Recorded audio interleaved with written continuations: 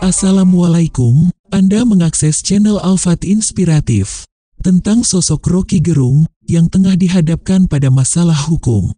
Namun dibela para tokoh ulama Islam, meski ia sendiri bukanlah seorang Muslim. Mengapa hal ini bisa terjadi? Berikut silahkan simak tayangannya.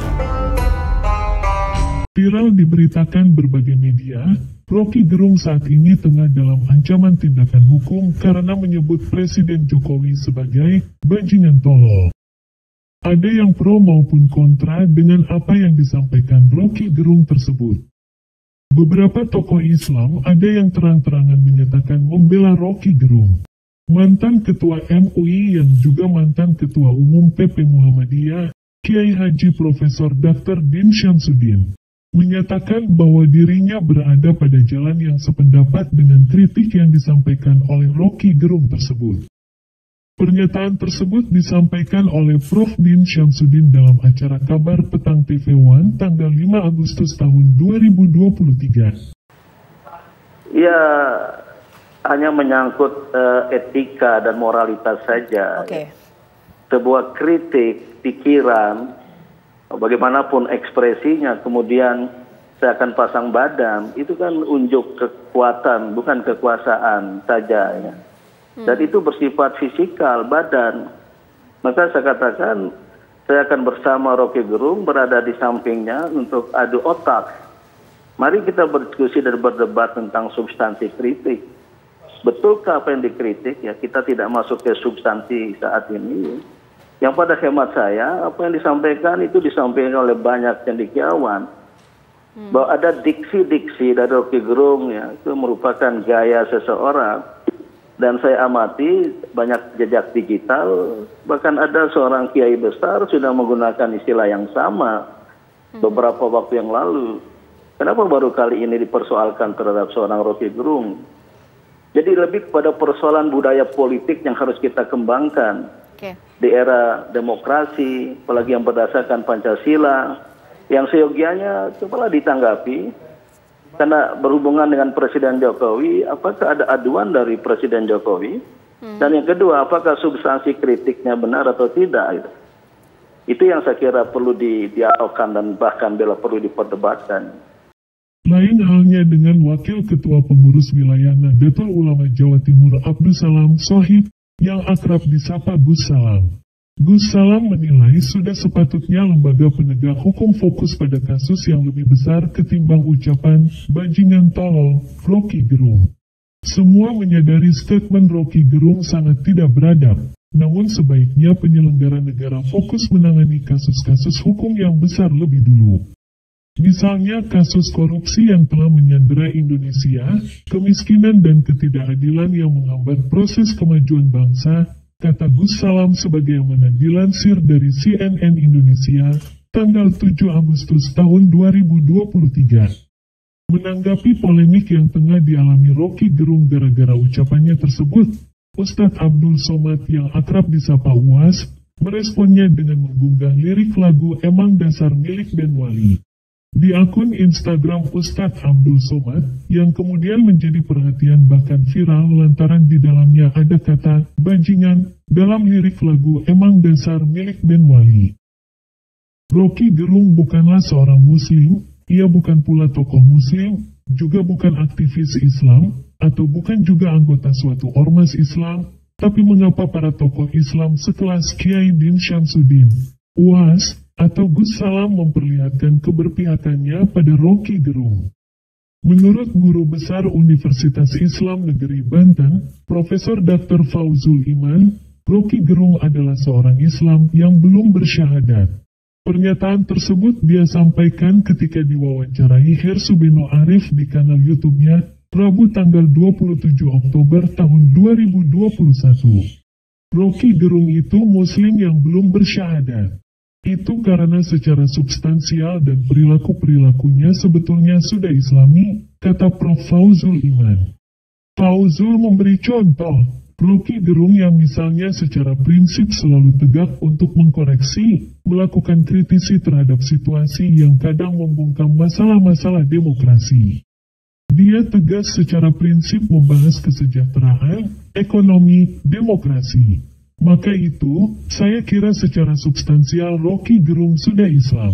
Hanya memang formalnya belum syahadat. Tapi yang dia lakukan itu sudah Islam, kata Prof. Fauzul Iman. Rocky bukanlah seorang Muslim melainkan Katolik.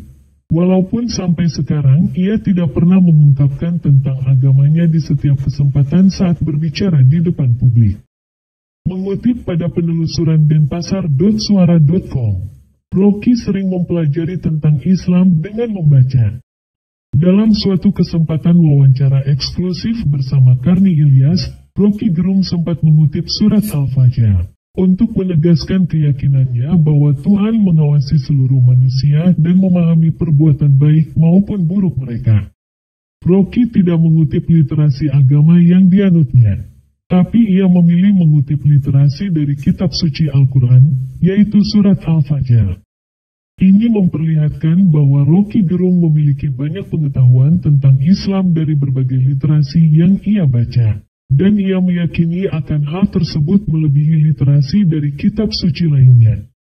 Dalam wawancara di kanal YouTube Harsubeno Arif, ketika ditanya mengapa ia kerap membela kepentingan umat Islam, Rocky menjawab bahwa ia melihat umat Islam ada potensi untuk melahirkan keadilan sosial. Saya melihat bahwa ada potensi umat Islam untuk menghasilkan keadilan sosial dengan doktrin-doktrin teologi yang bisa ditransformasikan menjadi doktrin-doktrin sosiologi itu.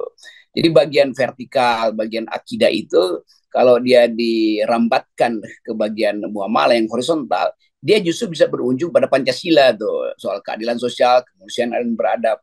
Tetapi rejim menganggap bahwa kekuatan Islam itu berbahaya bagi negara Pancasila. Dari kapan kita punya stigma semacam itu? Ya dari awal kemerdekaan sebetulnya udah dimulai itu dengan Piagam Jakarta berbahaya nanti kalau diteruskan tuh, maka dibujuklah Islam supaya menyerahkan kepentingannya pada demokrasi di era Orde Baru. Itu ada aktivitas yang dengan cepat menuduh ini jihad itu, ini jihad sana tuh. Dan sampai pada reformasi itu kita lenyapkan sebetulnya tuh. Bahwa kita sama-sama warga negara, ada yang punya perspektif Islam, silahkan yang mau berperspektif komunis, liberal, segala macam itu. Tapi karena Islam itu mayoritas, coba dengar pandangan mereka tuh. Kan itu intinya kan. Jadi bukan saya membela Muslim ansih, tapi saya membela perspektif di belakang teman-teman Muslim ini, yaitu keadilan, justice, kebenaran, kemakmuran, segala macam tuh.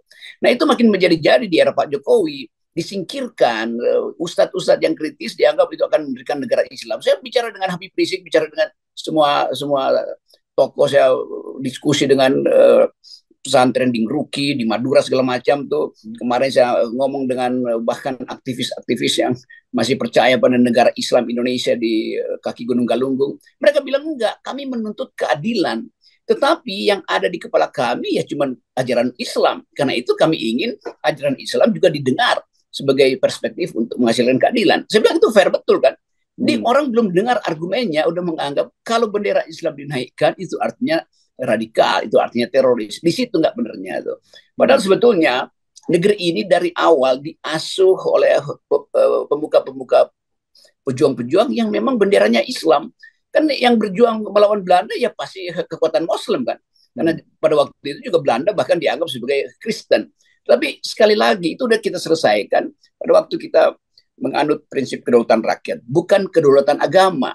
Nah itu yang saya selalu pesankan, kedaulatan rakyat, negeri ini berdasar kedaulatan rakyat, bukan kedaulatan agama. Tetapi agama menghidupkan aspirasi politik, kan itu intinya tuh. Jadi setiap kali ada semacam sinisme pada politik Islam, saya terganggu. Oh ini kok nggak demokratis ya? Kenapa mesti dihalangi itu? Biarkan orang berpendapat.